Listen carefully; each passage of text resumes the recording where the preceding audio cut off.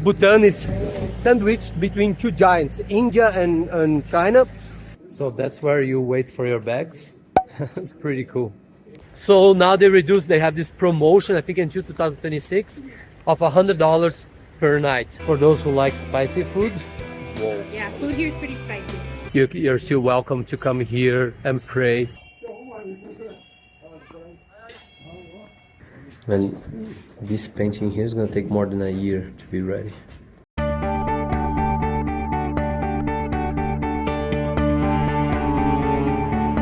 And here, my friends, the Himalayas.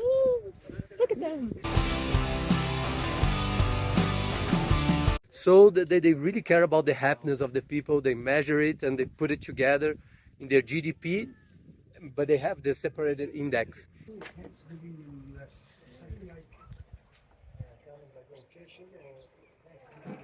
You don't want to? Don't say diarrhea. It's filming. So Nikki had Poisoning. food poisoning. Welcome everyone, welcome to another video of Out of Your Comfort Zone, and welcome to Bhutan, the last Shangri-la in the world.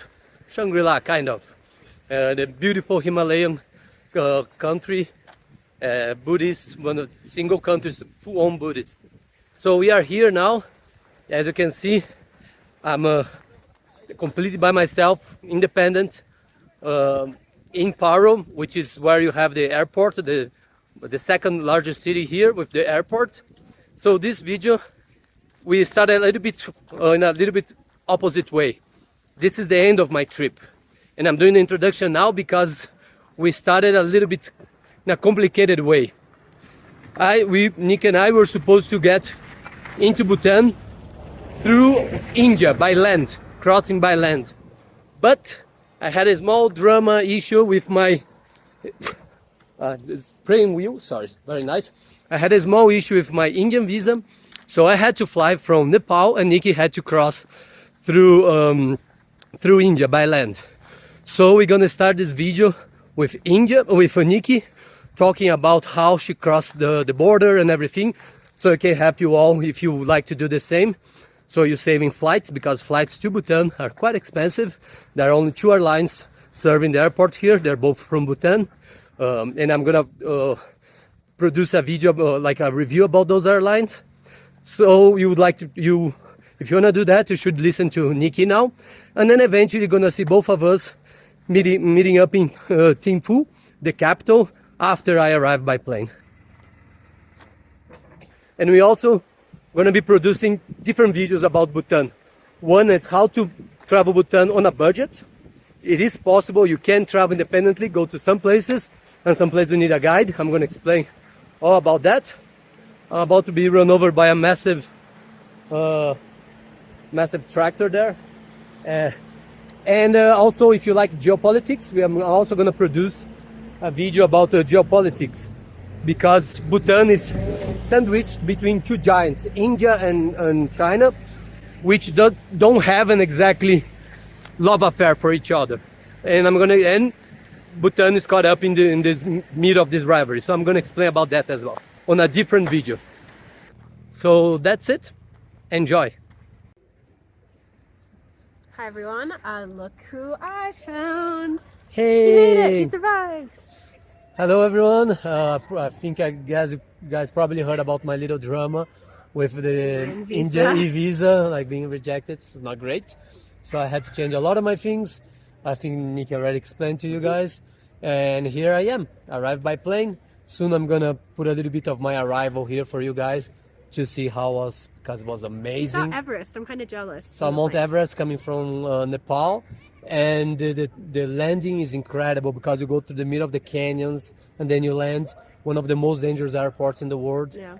Incredible, look like Top Gun. Yeah. But now that Rodrigo is here, I can pass all the hard work off to him, and he could become the main character. I'm the side character. So where are we, Rodrigo? You're not the side character, but she was a little more of a side So welcome to Bhutan, welcome to Thimphu, the capital here in Bhutan.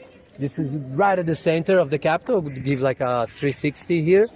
And I'm gonna show also on the map, Bhutan is like the forbidden or mysterious Shangri-La. We can walk a little bit. The Shangri-La, like the kingdom in the middle of the Himalayas, super gorgeous. Everyone's happy, everyone healthy, and everything. And it was actually closed off for a long, long time. Didn't open. The country itself opened a long time ago. And here you can see bordered the south and the east with India. Sorry, south and west with India, and the north with China, Tibet, the control China, Tibet. So it's quite an interesting strategic location, and I'm going to talk a little bit more later on. That's the dash to geopolitics. Yeah, but here's going to be a little bit more than a dash, because it's quite interesting with the relation with China and India and Bhutan. But yeah, we're going to walk a little bit now around the city center in Thimphu. And all the buildings, if you notice, they have the same decoration. That's compulsory. Yeah, They need to have this decoration. the Buddhist architecture. Yeah. And I'm going to leave you guys now with my arrival here in Paro, which is where you have the airport.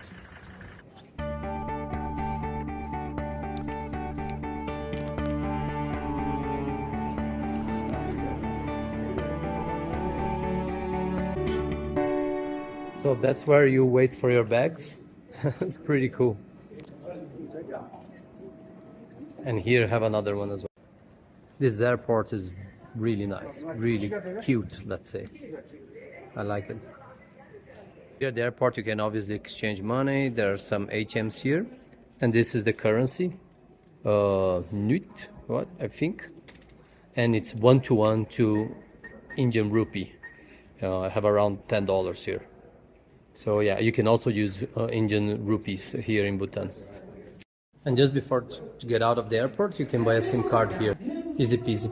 So I got that plan over there, which is 2 gigabytes for around $3 something. Pretty good deal. Yeah, okay.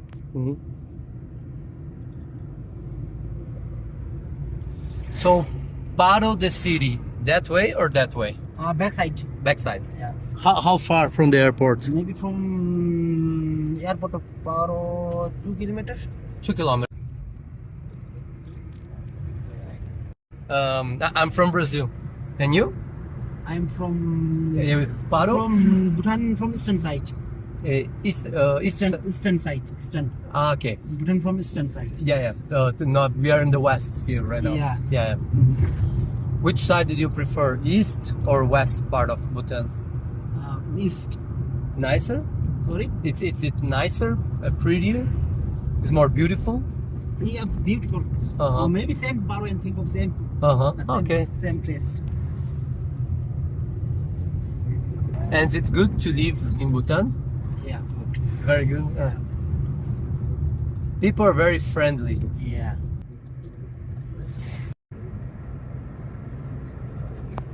So Donka is your language here, Yeah. which is very similar to Tibetan. But even some of the road signs, they're English and Donka. Yeah. English and Okay. Because most people speak English here. yeah, most people are speaking You English. have in school. Yeah. Oh, okay. This one is a Donka. Ah, that's Donka. Yeah. And then there's in English. Yeah. So, but then you can you read the Tibetan? You can read no, No. because Some the alphabet yeah. is different. But when you speak, you can understand. Yeah. Okay, just the alphabet is different. Is that a Buddhist temple? Yeah. It's temple. And these buses, they're going from Paro to Thimphu? Paro to Thimphu, yeah. Ah, okay. So it's a tourist bus. Tourist bus. Yeah. Ah, so a lot of tourists, Yeah. they come.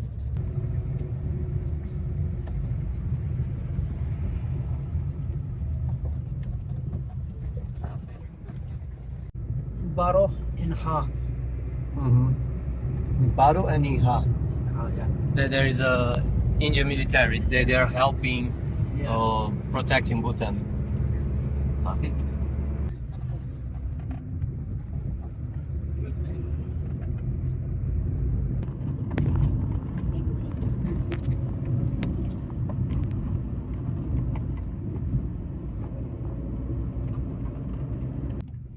What's the name of this city here or town? Katarapchu. Katarachu? Yeah, Katarapchu. Katarachu.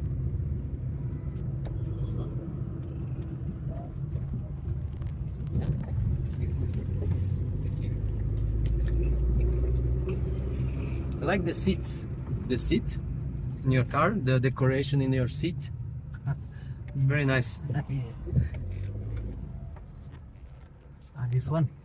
Yeah, exactly. Very cool. Tata Motors from India. Yeah. So it's a temple and a cell phone tower just on the side. So I'm here in my hotel and there's the royal family again. Beautiful, nice family. 3 babies, 3 kids. And already have nice tea with ginger and lemongrass, I think. And yeah, everything is really pretty. It's not a super fancy hotel, and that's exactly what we like. It's way more than usually what we have, so it's great.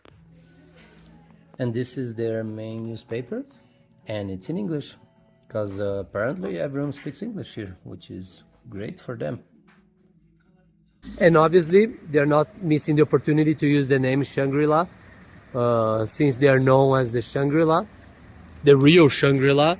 They're using the name. Huh? What the? It looks like an avatar. Yeah. Nice. I think a movie produced in Bhutan. Bhutanese movie. I'd like to watch. Right up my alley, actually. And this is the main street, actually, here in Thimphu, the capital. The main street, it's a long street and cross the whole city. And since they don't have traffic lights here in Bhutan at all, none, this is your replacement for traffic lights. Let's see if he stops one side and let go the other one. Aha! Look at that technique. He's so crisp. Yeah. I think that's the main corporate building of the Bhutan mail post office here. So many taxis. And interesting here, at least the tax I took, apparently all the prices are fixed. So there's no bargaining, no like trying to, or not even like taxi apps neither. So you go there, you know more or less where to go and how much that costs, and which is a good thing, to be honest. And like in many other places around the world, here in the stadium they are working, and essentially all the workers are from India, or I assume, or India and Bangladesh, but not from here. So I don't know if you guys can see all the way down there. It's like this is in the middle of Thimphu. They have arcs, and archery is their main sport, their first sport. The national sport. The national sport in Bhutan. And the target's all the way here. Yeah. So you said it's like 150 meters? Yeah, the guide was explaining to me. So in the past, for the Olympics, like archery was the only sport they had athletes in. But here at the Olympics, they practice the distance between the archer, I think that's what you call them. Archer and the target's 50 meters. Here they're practicing with 150 meters of distance, so 3 times. Ah, you can see more here. Okay, so they shoot at one side, and now they're shooting to the other side. We can't see how far. We can see maybe from the back. So just take advantage to explain a little bit about the SDF, the Social Development Fund, which is that fee that you pay per night. Tourism is the second industry here in Bhutan.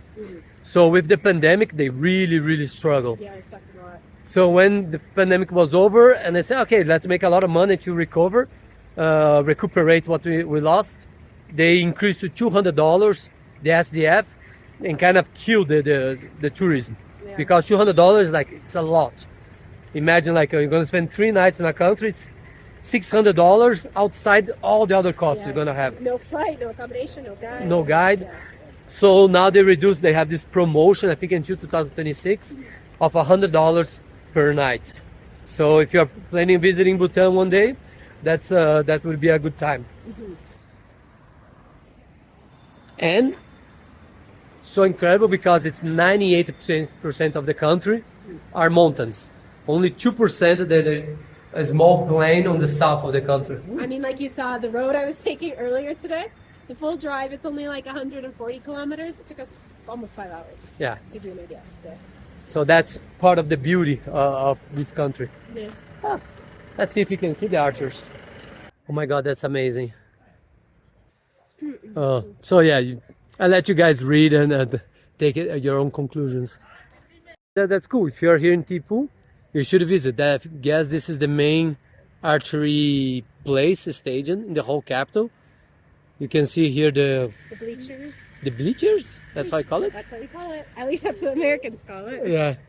So I have a competition, and there's even like TV and cameras and everything there. Oh. Even the gas station has the same pagoda style that also you see in other Asian countries, but even the gas station. The store where they buy the clothes that a lot of Buddhists use, that kind of colors, more earthly colors. I really don't understand what they are selling there.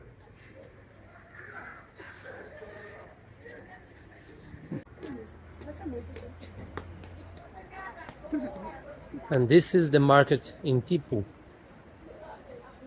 I know every time I'm saying something differently, like Thimphu, Thimphu, Thimphu, Thimphu. And very pretty, very well organized. Cleanest market I've seen in a long time. And since they don't have many tourists, this is not a tourist trap. It's actually their market. They used to import a lot of stuff from India, and now they're trying to produce more their own stuff here.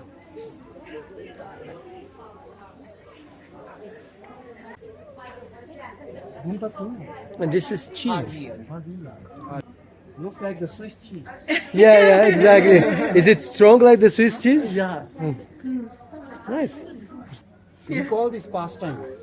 What's the name? Pastime. Pastimes. No, pastime. Pastime. Yeah, because when you're feeling lazy or something, you feel like doing something, you put it in your mind. And you feel better. No, it never finishes. You just eat. Pastime. Looks good. Thank you. A lot of dry fish. Should be from all the rivers around here. Yeah. There's no ocean anywhere nearby. People wouldn't have told me. I think this is for tourists, but no. It's a very nice local market here. Super clean, super nice. All the fruits.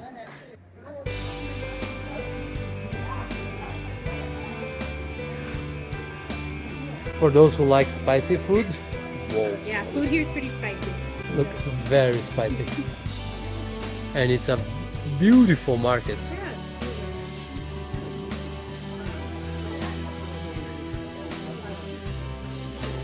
And that's a very beautiful bridge. Wow.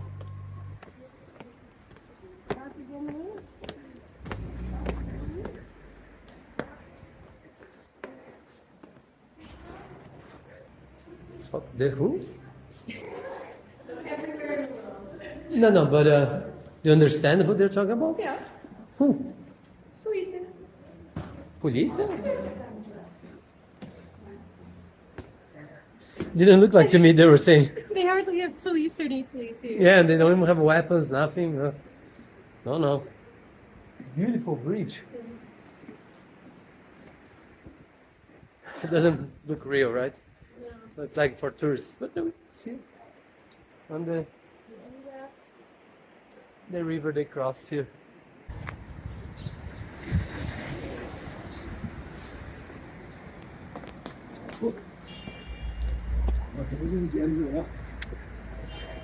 Yes, first we'll go and do some circumambulation, and then we'll come back.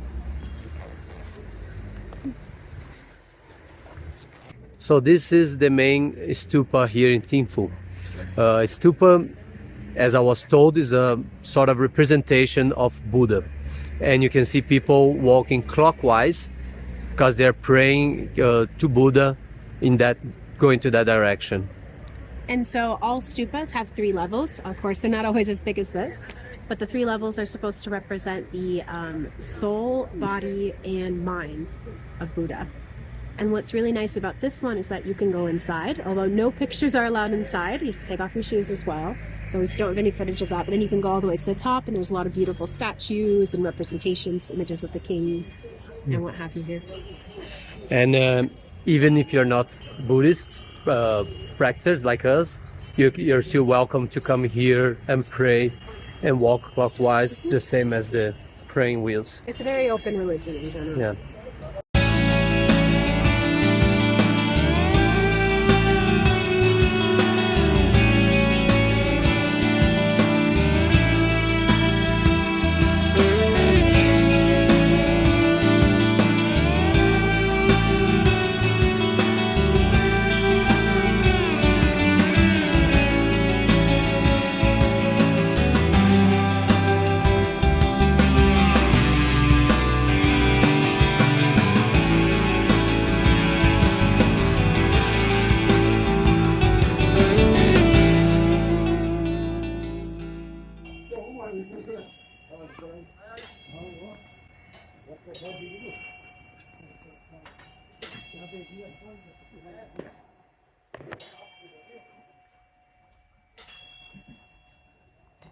So for these prayer wheels, you're supposed to go counterclockwise, and within each prayer wheel, they put in 1,000 of the mantras, so little paper scrolls, and that's supposed to represent that with one turn, you're making 1,000 prayers. So currently, Rodrigo is making a lot more than 1,000.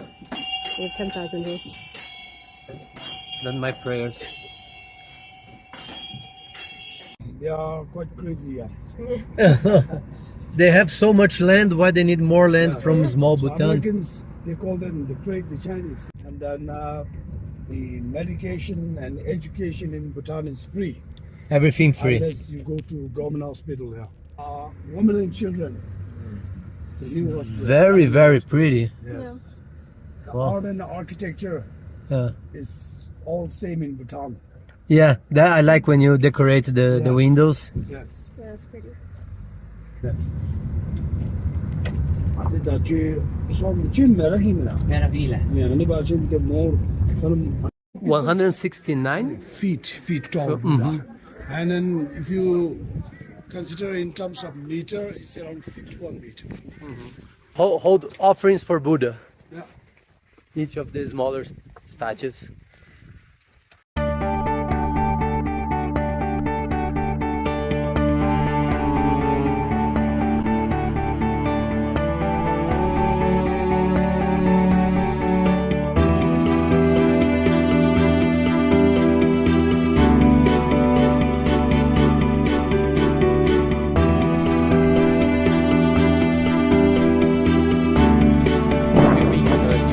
But I can turn, and if I turn, now I'm filming the Buddha.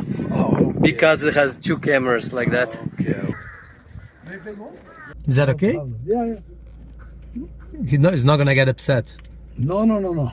So photography is perhaps a part of happiness in Bhutan. So So is there anything you can't take a photo of? yeah, so you can take photo. Of everything? You are only not allowed to take photo with the Buddha or the statues.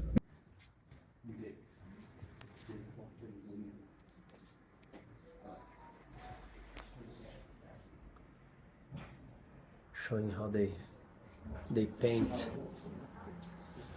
all the Hindu paintings.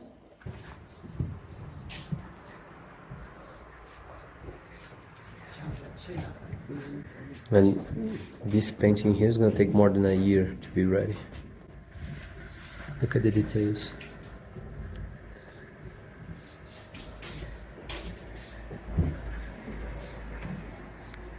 And you can order here the way you want. But again, it might take more than a year.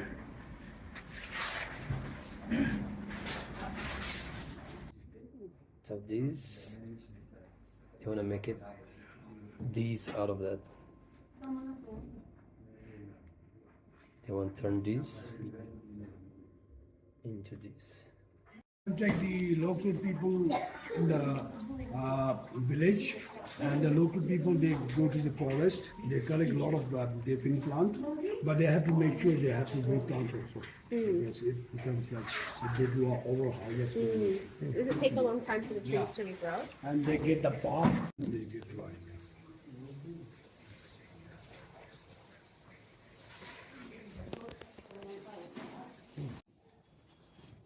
These notebooks are so light. It's made of traditional paper from here. Welcome to the Dochala Pass. So the pass, we came up from there. This is the pass, and you're gonna go down here. And here, my friends, the Himalayas. Look at them. Incredible, incredible. We're at about 3,100 meters right now, so you can feel it. About 10,000 feet, you think? And there are 108 stupas here. And this is definitely one of the main attractions here in Bhutan. Besides the main attraction that we're gonna show you in a couple of days for you, this is incredible. And there's another temple up there. Which we'll go to next. Yeah. And this is on the way. Help me, Nikki. To Pongkala, I think. Pongchala. Which is where we're staying tonight. It's about 2 hours from the capital city where we were yesterday. Yes.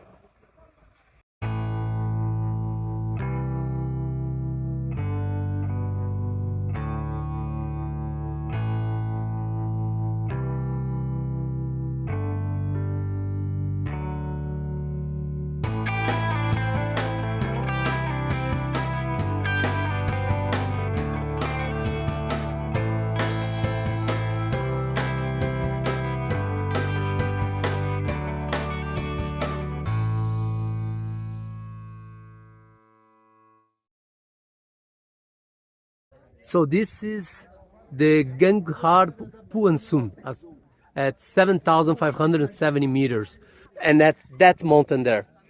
And that's a very important mountain because that's the only high mountain that was never conquered.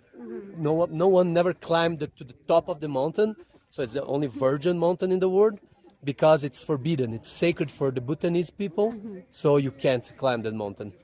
So very interesting. And beautiful. And gorgeous. Oh my gosh. Collapsing. Oh my god.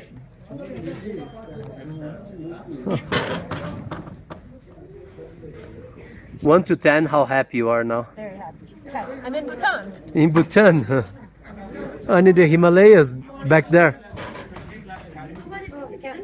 As like the Tata Motors trucks, they have a lot of these Mahindra trucks, jeeps from India. They look like sturdy, pretty good.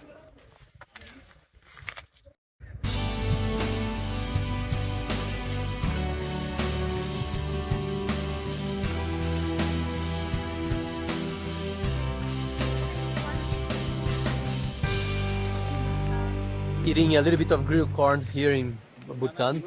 Remind me of Maranhão in Brazil, where I used to live for a couple of years. In the northeast. In the northeast. Very different from São Paulo, where I'm from. But yeah, yummy. Why they have all the values everywhere? Yeah, so you know very I got soon. so many. Of protection. It has teeth.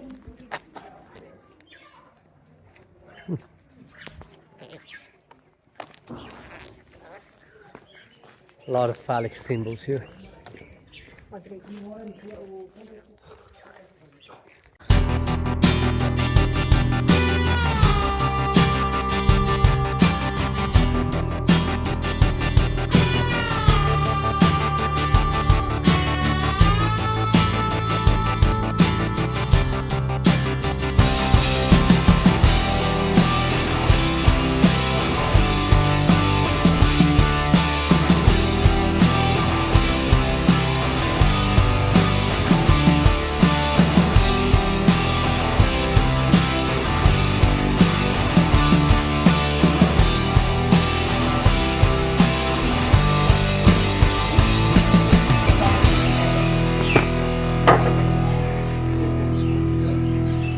That is exactly what you think it is. Right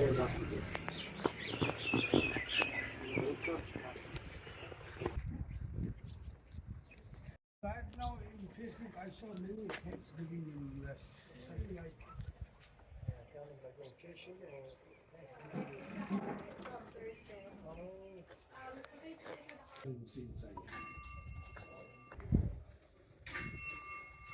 All the dogs.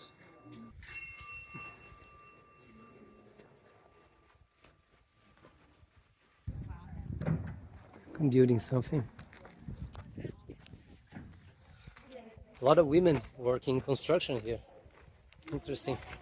You don't see that everywhere. So in our way to Punakha, the town of Punakha, we stop in this temple here, which today is considered the temple of fertility. And so if you're gonna have babies, you should come here. And it's related to all the phallic symbols. In case you were wondering why we were showing so many. It's a long story. I took 2 pictures of explaining how that happened. You can read yourself, but yeah, that's why you see the phallic symbols everywhere. And remember what I talked about, the phallic symbols? Yeah, they are everywhere. But today they're essentially just a symbol of protection here.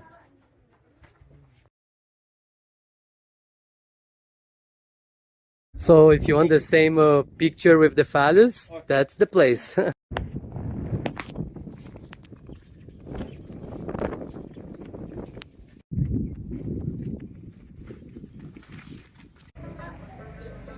Ah, you know how to play. Good. Very nice. neymiş işte?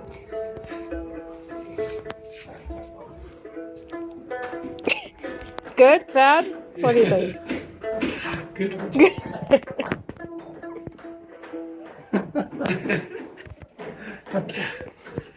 Thank you.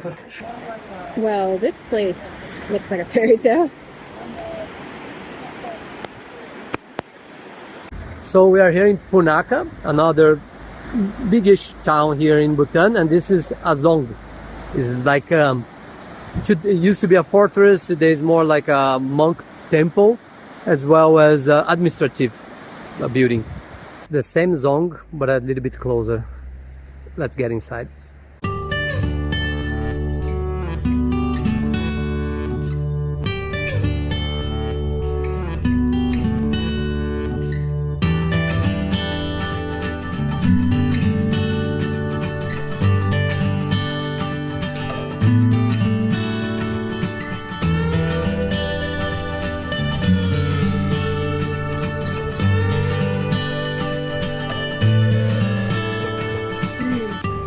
Looks like a very clean river. Very clear. So the fish. So this is all fish. A lot of fish. I don't know if you can see.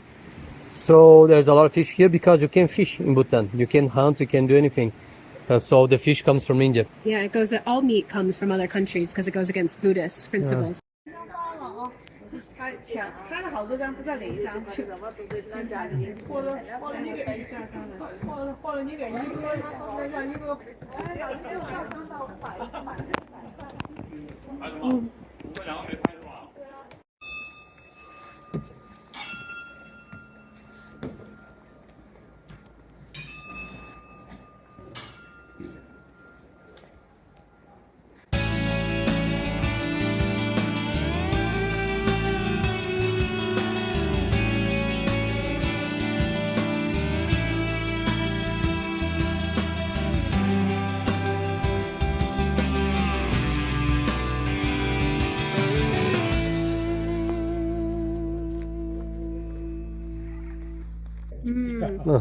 They've been to Nepal. So this time we didn't coincide with any of the festivals. Otherwise, in Punakha. Which means Eastern people, they cannot come here and walk.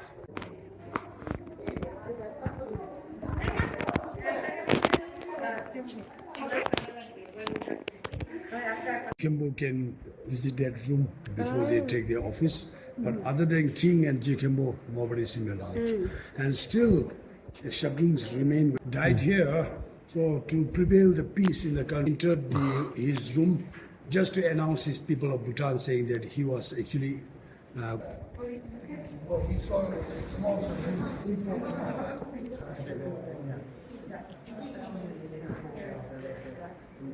Yeah.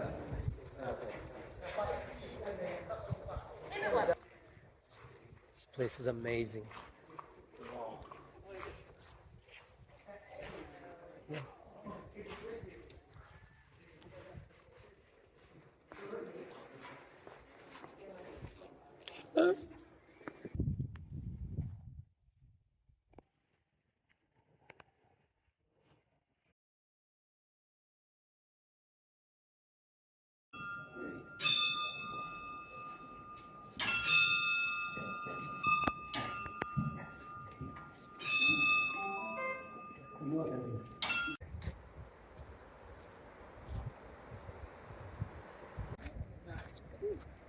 The bridge is 180 meters span.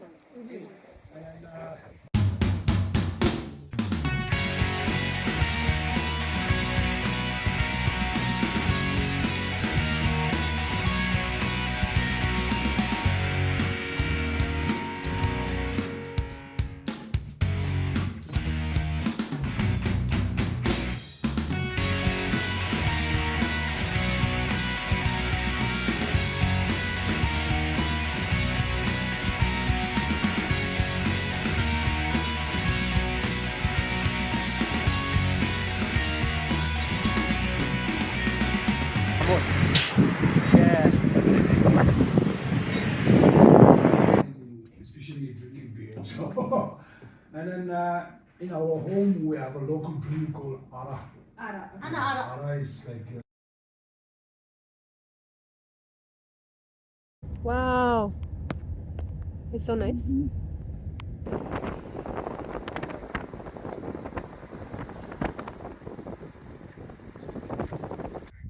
So I had the opportunity to come into the Dugon Pass here one more time.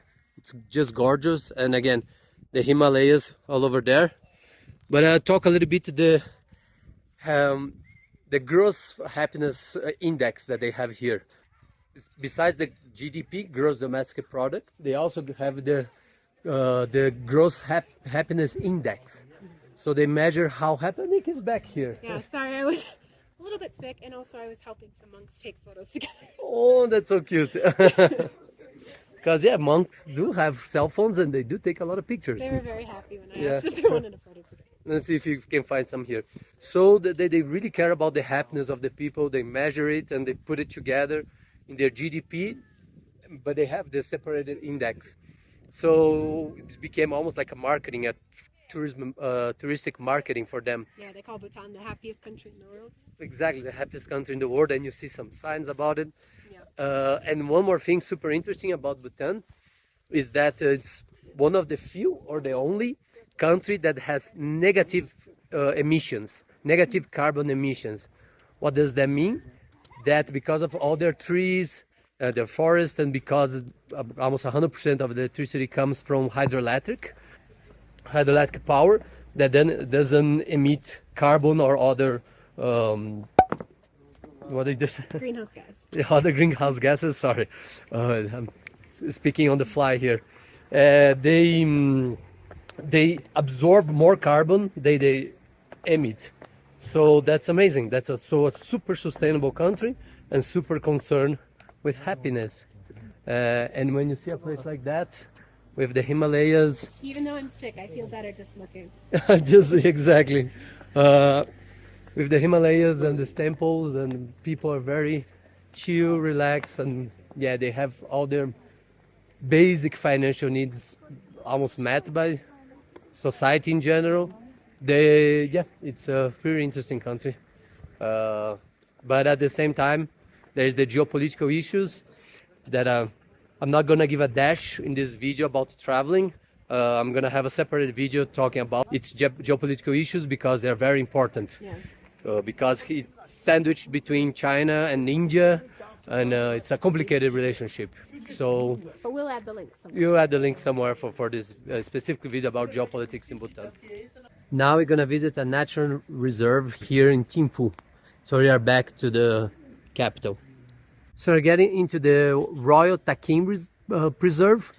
Takin, the Bhutan takin, is the national animal here in Bhutan. It's a kind of a interesting different animal, and you just find around this region, so China, parts of India, parts of Myanmar, and it looks like a little bit like that I can't even explain what is it exactly. And if you want to read more about it, here you have. And here's our friend Takin. It's kind of a mixture of a cow with a goat, so the body of a cow and the head of a goat. Interesting. Hello, friend. Think they're fighting or something there? Settle down, people. No fighting here. So, also their roof, how they call it? Their hoof. It's kind of separated in two, only two parts, like this. And this reserve is pretty cool because they have these places to walk, and you walk through the place where they live. And oh, our friend here. Hello. So you can walk through the place, like they go under and everything, so you have pretty close contact with the animals. They're not aggressive. I like to see their eyes, but I can't. So if you're visiting Bhutan and Thimphu, the capital, I recommend passing by here. They also have the yak. We haven't been there yet, which is the traditional animal of the Himalayas. You'll see. Monks exercising. Crazy. My country, my community, my family are important. So say no to drugs, alcohol, and tobacco. The large one, okay, is the largest zone Largest zone Yeah. in in Bhutan. Bhutan. It's in the And capital. other side of the other side, you see another one, Uh-huh. the red building. That is Parliament. That's the parliament, Bhutanese parliament. Yeah, and the Parliament and the zone, there's a Thimphu River going down, just river, and just below this zone, you can see a wooden shingle. You see, Yeah. with a golden roof. Yes. That is our royal palace. Oh, okay. Where our fifth king and his queen lives. But other royal family, The wooden roof some over they there live with the north, golden. and some Okay. they live other side. Yeah. And then just here we have a small golf course, like around 9 hole. That's the only golf course in Bhutan. Golf course in Bhutan. Yeah. Yeah. It's a beautiful And place. then our king's office is also inside the zone. And then the Ministry of Finance is also inside the zone, just south part. The north part is for the religion. The south part is for administration. Administration. Yeah. Wow. So Monday to Friday, the zone opens only after 5 because of the king office working inside. And what is over there? There is the Court of Justice. Court of Justice. Yeah, that is the only court of justice in Bhutan. The High Court. Yeah. Right. Everything very nice. And you can see and the hills dotted with white flags. That is for the deceased. Yeah. Ah, okay. Some of them are really And high up. Paro and Thimphu, Punakha, because of many pine trees, it's always dry in winter. So every year, at least one or twice bushfire. So last year, the bushfire happened just behind the parliament. So it went all the way Wow. up there. Oh, yeah, you can see. Yeah. Maybe like people sometimes mistakenly they make a small fire on the farm, suddenly winds blow up. Some people carelessly smoke and throw. So just that. So this is a very nice viewpoint. If you're coming down from the Takin Reserve, stops here. Definitely should do that. The National Stadium.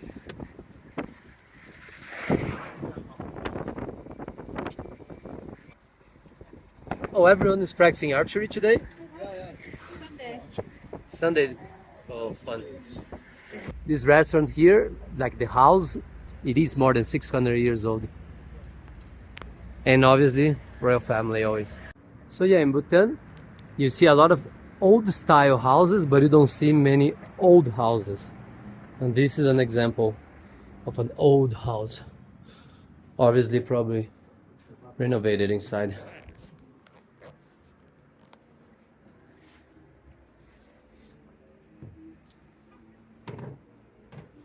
Made of like a clay and wood. And this one is kind of this main highway that goes cross from east to west Bhutan. Over there, going that way, you go to Paro and the airport. And a little bit down here, this is already Thimphu, but more downtown, a little bit over there. And you keep following that way, you go to Punakha, which where we were yesterday, and it used to be the old ancient capital of Bhutan until 1967, I think. They moved the capital here to be closer to India, makes sense, and closer to the airport, Paro Airport as well. And again, even those relatively modern buildings, they follow the architecture here, the same architecture here from the region.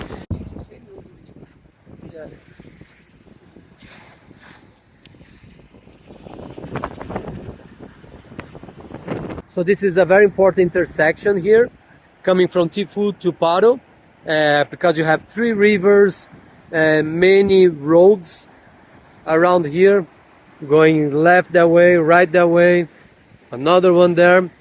And in Buddhism, they believe here there's a little bit too much negative energy. So in the 60s, they built those stupas there. And some of them, from left to right, they have different styles. The first one is from Tibet. The second one is Ladakh, style from Ladakh, which is a region, one state in India in the Himalayas, but used to be an independent nation, Buddhist nation. The third is Nepalese style, and the first on the right is Bhutanese. So, very beautiful area here. If you're driving from Thimphu to Paro or the opposite direction, you're probably going to stop here. And speaking a little bit, if you haven't watched my video about geopolitics here in Bhutan, this river going down the stream is going to go to a hydroelectric. The electricity from hydropower is the main source of income for the country. It's the first one economic sector in the country here in Bhutan is to export electricity, because they have more than enough electricity for them, electrical power, and then the excess they export to India and even Bangladesh. The same way that Brazil, in the south of Brazil, we export part of electricity. Not that we have enough for us, but because of the geography, we export part of the electricity from Itaipu, which used to be the largest hydroelectric power dam in the world. They export to Paraguay. I forgot to mention, so the number 2 sector, economic sector here in Bhutan for the whole economy is tourism. So come to Bhutan, help them. Friendship project. So this bridge was built with the help of the Indian government, and there is a monkey over there. You have to be careful because they can attack.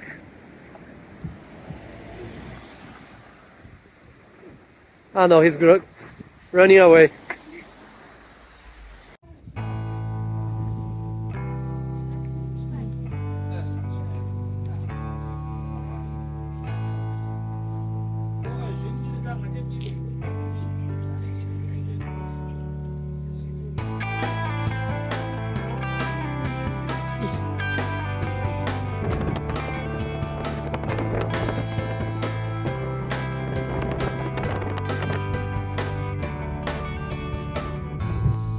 That's a military base here? Yeah, we have military up there. Because there was like a container from the United Nations. Yeah.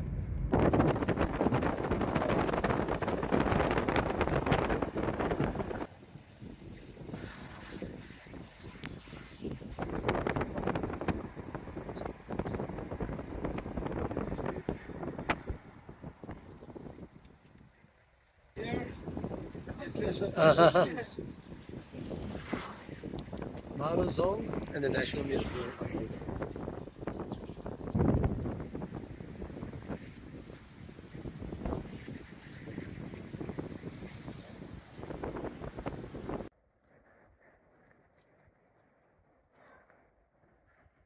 So the plane approaching here to land in Paro, Bhutan. It's amazing because it flies between the mountains to arrive and land. And right on the side here, the Paro Dzong, and the Bhutan National Museum up there. But let's see our friend coming up. It's coming from behind the, now it's covering because it's behind the other mountain. But you see it's coming soon. Can you hear it? Ah, wow! Look at that! Incredible. Sorry for the sun.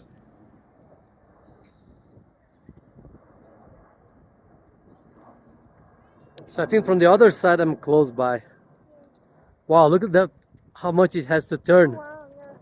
Sorry, I'm on top of the wall here in front of the Paro Dzong, and you could see the plane approaching to land in Paro. One of the 5 most dangerous airports in the world. Very few pilots are allowed they are certified to land here. Amazing. Bhutanese flag.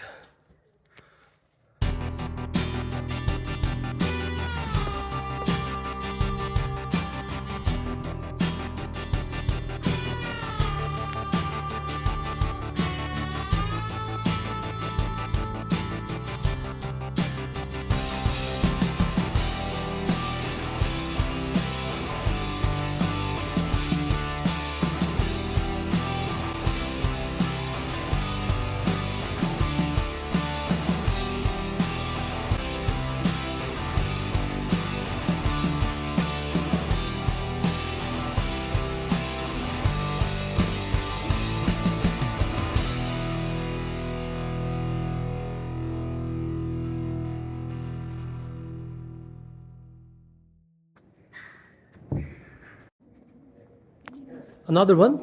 Ah, it's gonna come. It's a nice view here. Yeah. Wow. Gonna catch that plane there, friends. Okay, so this is Paro here, the city of Paro, and you know the airport is just there. And right here, it's the royal palace, so the royal family stays here when they come to Paro. And over there, we're gonna see another plane landing in one of the most dangerous airports in the world. Druger. It's one of the 2 national airlines here in Bhutan. I came from Kathmandu, Nepal to here with Druger, and I'm gonna post the link somewhere of a video I'm making. I made about a review how is flying with Druger. So here it comes, super low. Just to give a little more perspective, we are inside the Dzung, the fortress here in Paro. Look at that bird. Stay away from the plane and its engines. Wow, look at the turn. Look at this turn. Wow.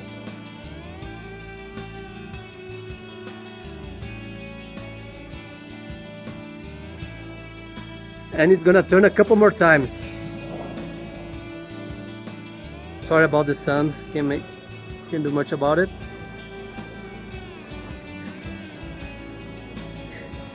It's super low.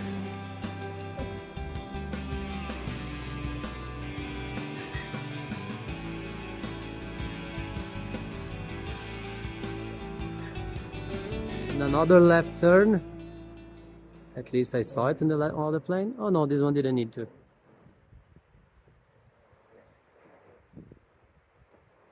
And it landed. So yeah, it's incredible. And look, we are just here beside that zone. It's amazing. It's gorgeous. It's beautiful. Fortress used to be a fortress. Now it's a administrative building, and also where some of the Buddhist monks live. So they shared. It's incredible. That's Bhutan for you.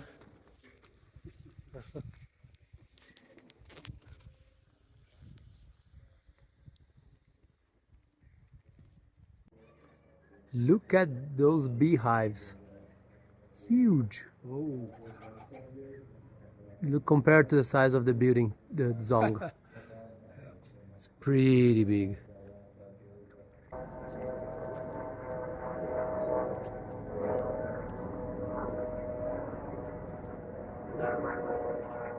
Another one.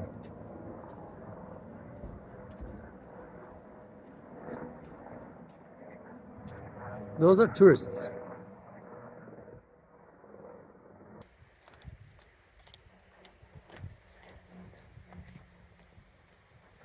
So that's a fruit market here in Paro, in Bhutan. And as you can see, I'm completely by myself.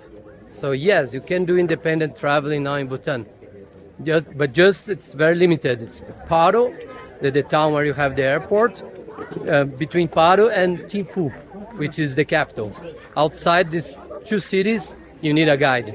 But yeah, here you are free to walk around and explore the market, the people, the fruits, and the attractions here in Paro. I don't know if you can see from here the fortress, that Zong. No, but even the market is really pretty.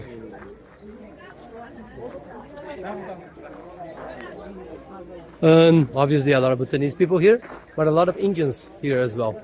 They come here as labor to work in construction because they are, to be honest, they're cheaper than the Bhutanese people.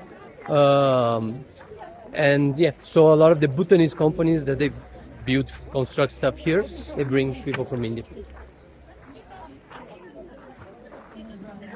And Hulk. And here as well in Paro, there's another Buddhist temple, and I think the ceremony just finished. So there's a lot of people coming out. A lot of people living here. The praying wheel. Oh my gosh, my English. Long day. Police look weird.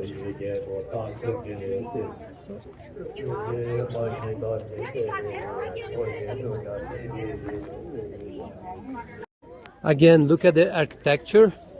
Everywhere in Bhutan, they have to follow that architecture by the windows and by the roof.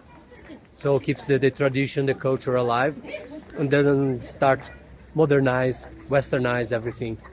So you have, you see restaurants sometimes and stores that look like modern, but then they still have the nice style. And I need an ATM. Subscribe to your channel.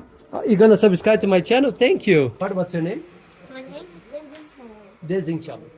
And yours? Vincent. Dam. And I'm here in Bhutan with those two very nice girls. Welcome to Bhutan. Welcome to Bhutan. Out of your comfort zone. When day are you gonna show up there?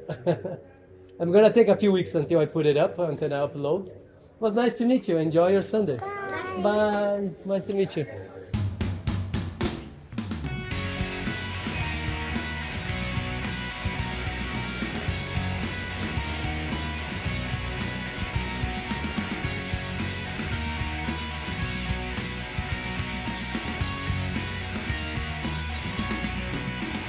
Started our hiking up to Tiger Nest Monastery, the most famous attraction here in Bhutan.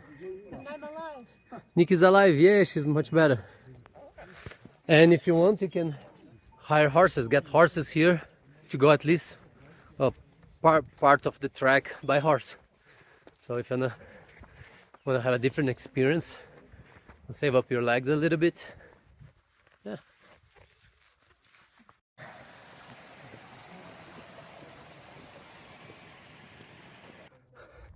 People that way, horses that way.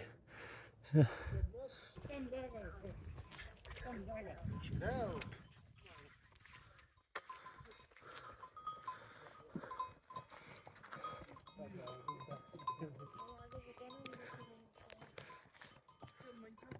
Cute.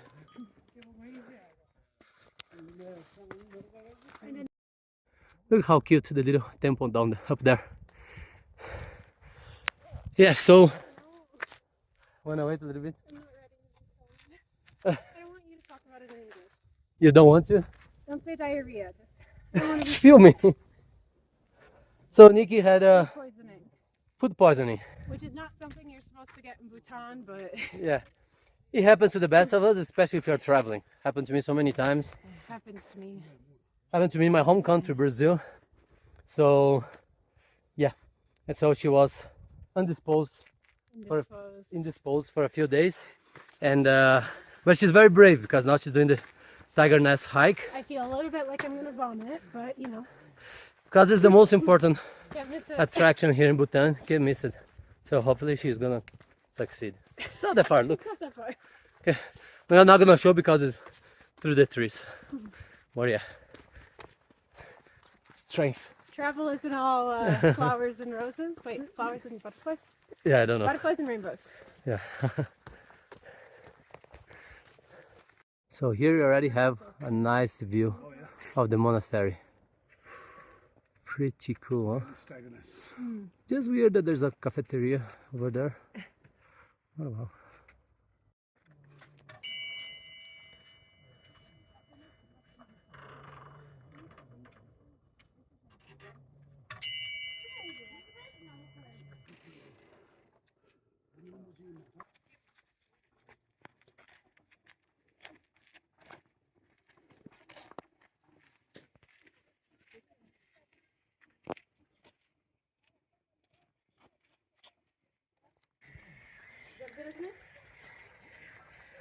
I think it's alive.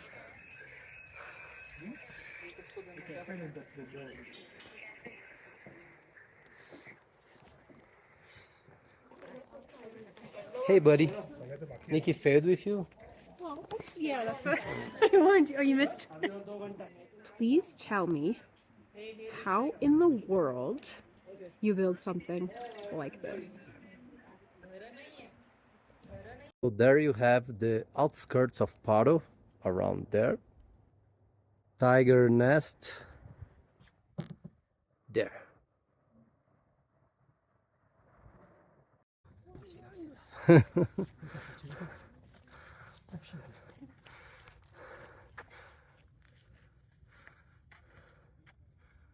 Sorry, can you say again? Taksang. Taksang Pelfuk? Yeah. Taksang Pelfuk. Cave, cave. Cave. The proper translation would be then a tiger's cave, Yeah. not tiger's nest. The main one, the cave we are seeing is the Ah, okay. So this is the official name in their language, which is quite kind of more or less derives from Tibetan, but and you call it Tatsang, Tatsang. No, but how you call your language again? Zonka. Zonka. Ah, Zonka, Zong. Yeah, like the fortress. Or Yeah. you can call it Zonglish. Zonglish. Have you heard that? Zonglish? When you mix Bhutanese with Ah, yeah, yeah. Zonga with Like Portuñol, exactly. Spanglish. So that's the official name. This is probably the best viewpoint here of the tiger's nest. Quite amazing. Yeah, just I- imagine how they built it. Yeah. There's no roads. They had to climb up and down. and- Bringing everything up. Yeah. Well, sometimes they use horses these days and to bring stuff, but it's quite amazing. Very privileged to be here.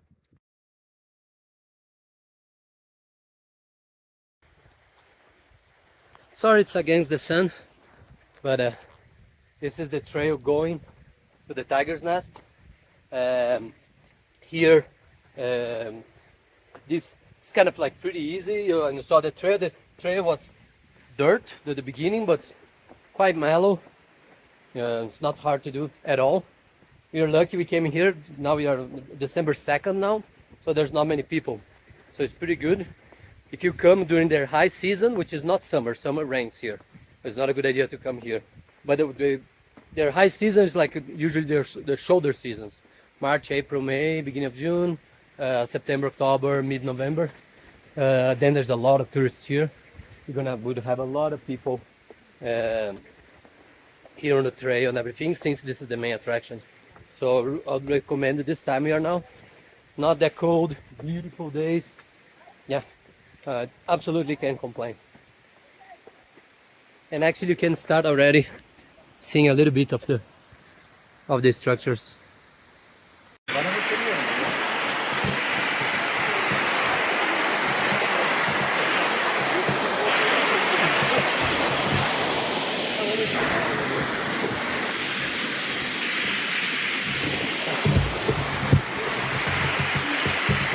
So those are tsatsa. They're not that big, and they're made of clay and the ashes of people who have died, and you put them close to sacred place like a tiger nest to rest. And the different colors are represents the different elements where the person was related. I am a dragon, so I'm red, fire.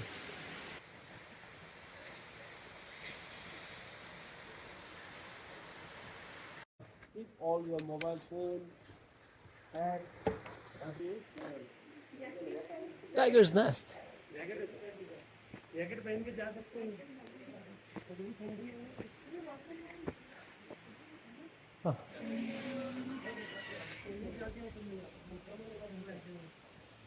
And we came from there. Protein bar. Sorry. Helps. Sorry for laughing. I wasn't expecting. I didn't know what he was going to say. From the bathroom here. And Nikki making Indian friends there. Aww.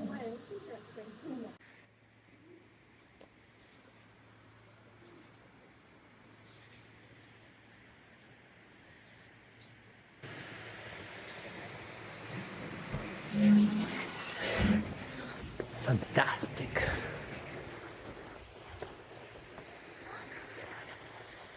So it is like 15 minutes ago, the tiger nest. Unfortunately, for respect, you can take your camera inside, so no pictures, no filming, no nothing. But that's true with any Buddhist monastery. Here, All of them yeah. here. Very normal. Bring warm socks because you're gonna have to take it off your shoes, like. As you also do in all other monasteries. Yeah. So that's a good tip. Or something funny. I don't know.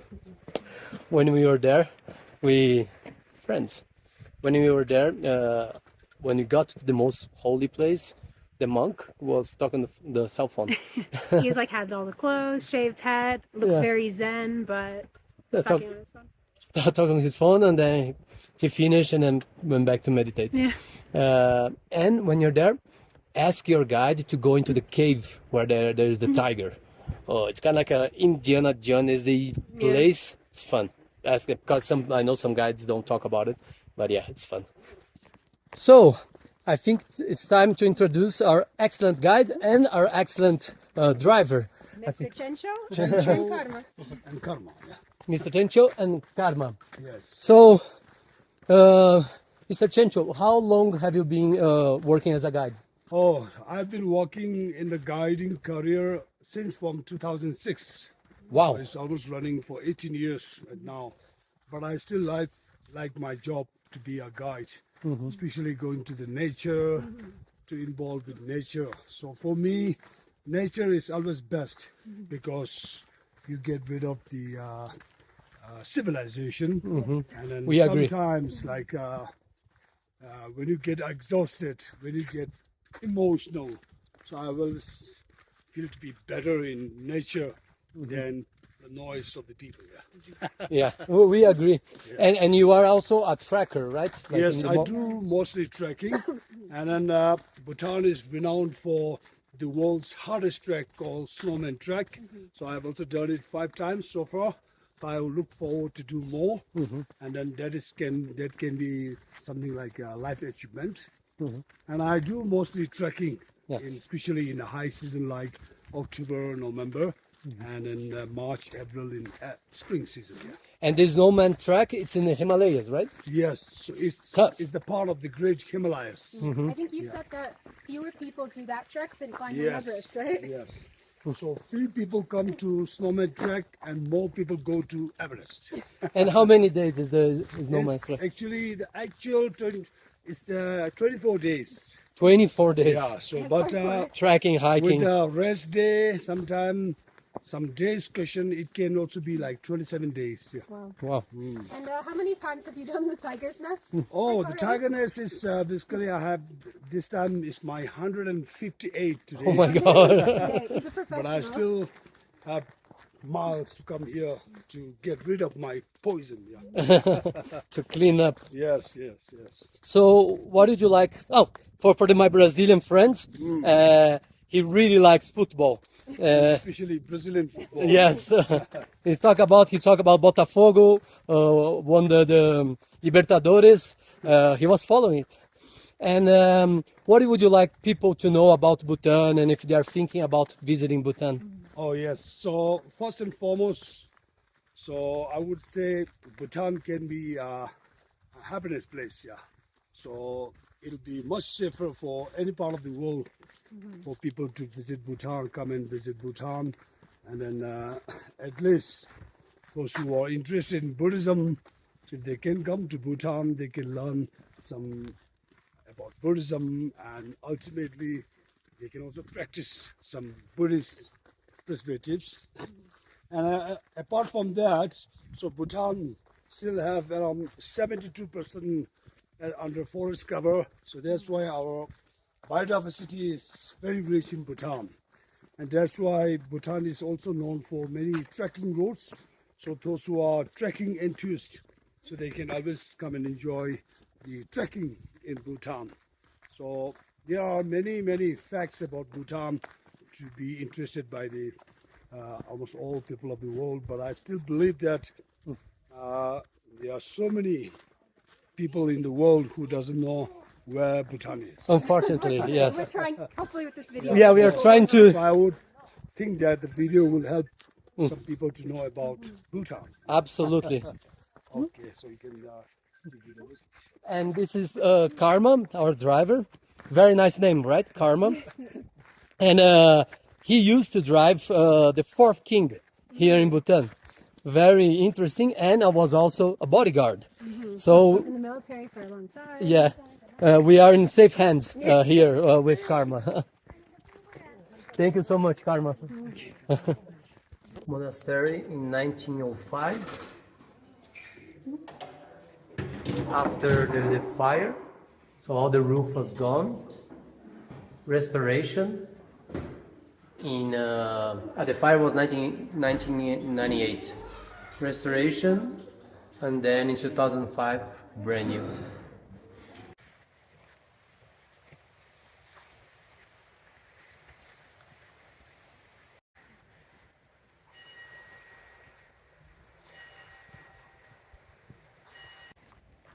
You keep hiking down here to a tiger's nest, or hiking up, and you see those hidden gems. It's incredible.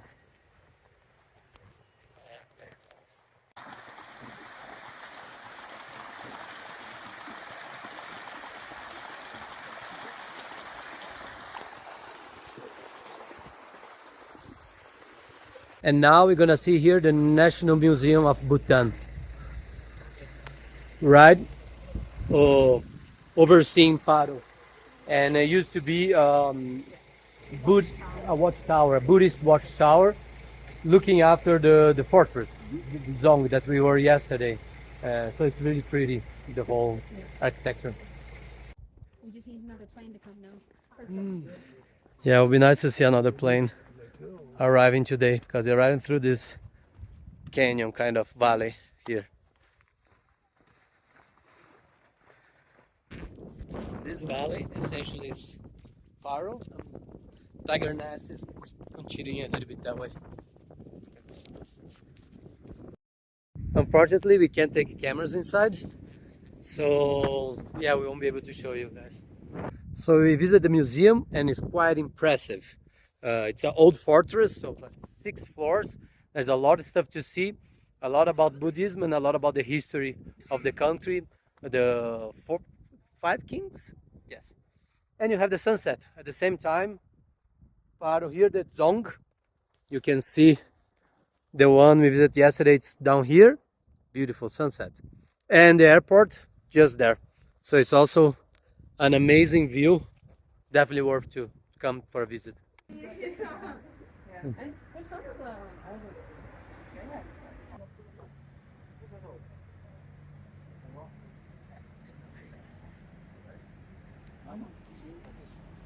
Hello, so that's it. We are here in Paro in Bhutan, and we are finishing our travel video. I hope you all enjoyed to know a little bit more about the last Shangri-La in the world. What would be a Shangri-La? Like the mystical lands where everyone is enlightened and wise in the mountains. Yes, it's pretty not that far from that if you think about it. It's pretty magical. Although we visit one city that literally is called Shangri-La. That's like the official name of the city. It's in China, and it's a little bit of marketing. They did that because of the marketing They changed the name like not that many years ago. Yeah, to Shangri-La. So we visit the actual Shangri-La. So we are technically recording this video a little bit earlier because Nick is leaving tomorrow to India. I'm leaving the following day because I had a small issue with my Indian visa, a little bit of drama. Like I talked about at the beginning of the video when I was all sad by myself crossing the border. Exactly. So I have to go to Nepal for about a day, and then from there I'm going to go to Bangladesh. So if you like to visit Bhutan, I know it's a little bit expensive here. You can travel a little bit, not cheaply, but cheaper than more cheaper than what we are doing here.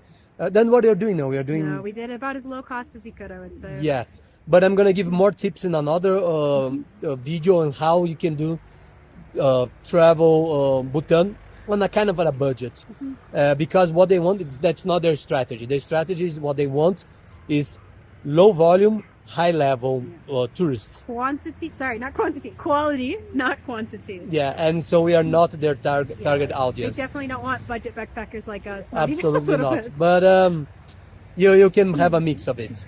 If you also want to learn a little bit more about the geopolitics here in Bhutan and how they are sandwiched between the two giants, China and India, which have a historical rivalry between them. I'm going to have a separate video about that, the geopolitics of Bhutan. It's a good one. Yeah, it's very interesting. You should check it out. So I hope you enjoyed the video, and if you liked it, please push the like button, share, subscribe. And stay tuned for more videos. We are tired. I'm going to cut part of it because we're tired. Keep it. I'm still sick. I have an excuse. Safe travels.